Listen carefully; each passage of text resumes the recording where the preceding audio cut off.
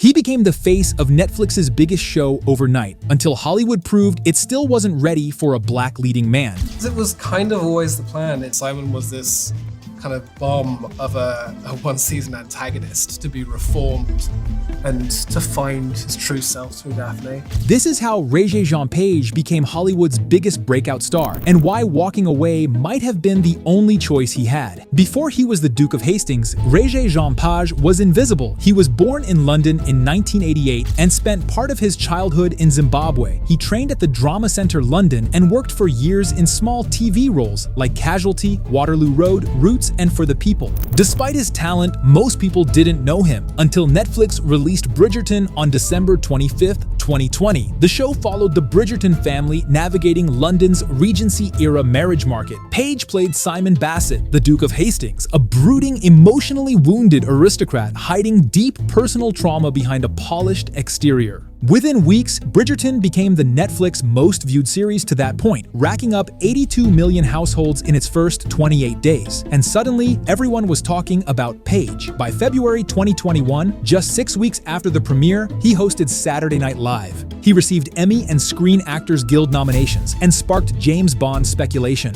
The internet has decided that you are a frontrunner to be the next James Bond.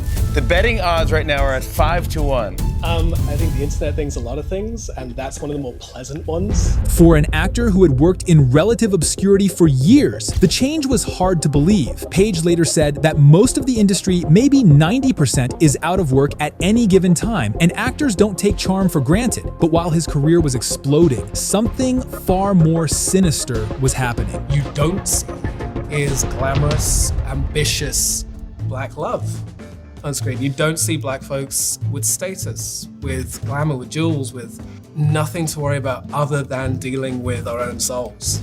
You know, usually it's someone else meting out the pain on our souls. It's like, you know what? We got complex internal life too. The Bridgerton fandom's reaction to Page was split down the middle. One faction celebrated his charisma and talent. The other responded with organized racial hostility. The hashtag #NotMyDuke trended prominently during season 1, driven explicitly by objections to the character being portrayed by a black actor. And it wasn't just crude slurs. Fans engaged in what scholars call fetishization, hypersexualizing Page's body and mixed-race identity in ways that reduced him to a collection of physical attributes rather than a human artist. And the worst thing is, in certain ways they are, because these big decisions are made in these places. These big cultural things come out of these places, and they send ripples out to the rest of the world, both politically, culturally, how people think, how people have taste, how people treat each other. But here's where it got worse. When Nicola Coughlan, a white actress, faced online abuse in 2020, Shonda Rhimes publicly defended her. But when Regé-Jean Page and fellow black cast member Ruby Barker were targeted by racist campaigns, there was no comparable response. Barker later opened up about the toll it took on her mental health, describing psychotic breaks and severe crises. She said no one from Netflix or Shondaland ever checked in or offered support. For Page, the message was clear. Bridgerton wasn't built to protect talent like him, no matter how valuable he was to the show. Years earlier, before Bridgerton ever happened, DC executive Jeff Johns had rejected Page for a role on Krypton because he believed audiences would expect the character to be white and resemble Henry Cavill. In April 2021, The Hollywood Reporter revealed the story publicly. What made the incident stand out was how explicit it was. Page wasn't passed over for talent or fit, the decision was openly racial. Page's response was restrained. On Twitter, he wrote that hearing about those conversations hurt just as much now as it had then, and the clarifications almost hurt more. Taken together, it confirmed what he already knew. Even at the height of his fame, race could still be used against him. On April 2nd, 2021, Netflix announced Regé-Jean Page's departure from Bridgerton through a dramatic in-character letter from Lady Whistledown. The internet exploded. Kim Kardashian tweeted, "Wait, what? I'm not okay. What is happening? How can this be?" Dionne Warwick posted, "No, Regé-Jean, you cannot leave me like that. I will not have it." The Bridgerton Instagram announcement exploded with over 500,000 likes and 64,000 comments in hours, most of them negative. Hashtags demanding the Duke's return swept social media. It became one of the biggest fan revolts in Netflix history. But here's what most people didn't understand. Netflix had designed Bridgerton so this exact scenario was possible. The show was based on Julia Quinn's 8-book series, series, with each season centered on a different Bridgerton siblings' romance. This was an anthology romance where the couple rotates every single season. The business model was brilliant. No star dependency meant the show could continue regardless of cast exits. Every new couple brought a fresh round of marketing. Each season basically reset the internet, new TikTok trends, new shipping wars, new internet boyfriends. And most importantly, budget control. No single actor could ever demand massive raises. Compare this to traditional TV. By the final season of Friends, each cast member was earning $1 million per episode. Netflix's solution was pretty straightforward. Make shows where no actor is irreplaceable. Rotate the cast before anyone builds real leverage. And it worked. Season 2 of Bridgerton, without Regé-Jean Page, performed even better than Season 1. 627.5 million hours viewed in its first 28 days, compared to 625.6 million with him. Netflix had proven the model worked, but for Page, the question wasn't whether they could survive without him. It was whether staying was worth what they were offering. I'm never getting over that fact that Regé-Jean won't be in Season 2. This sucks. It's a shame he will not return for Season 2, but this man is for bigger things, like George Clooney. Page told Variety that he signed up to do a job, did the job, and then did some other jobs. That's it. I think one of the bravest things about the romance genre is allowing people a happy ending.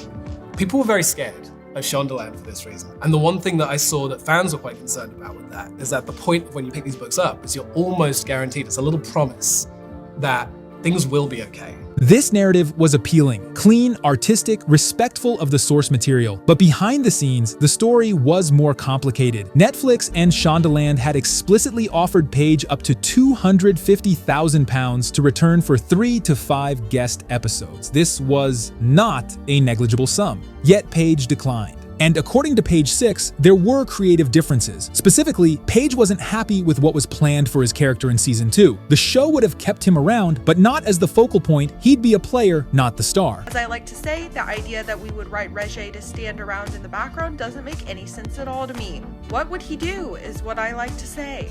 Rightfully, he said, I signed up to do this one lovely story, this closed-ended storyline. I'm good. And I don't blame him for that. I think that he was really smart to leave the perfection as the perfection. This comment, though ostensibly supportive, actually confirmed what Page had been saying. Production recognized they couldn't effectively deploy him in a secondary role without it appearing wasteful. Even Shonda admitted she overestimated what fans understood about the romance novel format. I don't think I expected everybody to have such a reaction to it. My assumption of what people knew of romance novels was, I overestimated a great deal. So, what was the real reason he left? Here's the truth. It wasn't just one thing. Some said it was about creative integrity. Others pointed to money or creative differences. All of these were true, but none of them told the full story on their own. He had negotiated a one-season contract strategically, understanding that controlling his narrative arc was valuable. As he became a star, he received offers to stay, but remaining in a diminished role would have been creatively hollow and career-limiting. At the same time, he had been subjected to racist abuse from fans and institutional gatekeeping from studios. The cumulative effect motivated him to leave a show that had made him famous, but also exposed him to toxicity his production company refused to adequately address. What he said publicly, artistic integrity, was genuine, but it was also practical, protective, and shaped by the racism he'd experienced. So, with Bridgerton behind him, Page made a high-stakes gamble, bet everything on becoming a movie star. The Gray Man seemed to prove the strategy was working. Netflix backed the spy thriller with a $200 million budget, directed by the Russo brothers and starring Ryan Gosling and Chris Evans. Page's casting felt like a real step into the A-list, not a lead,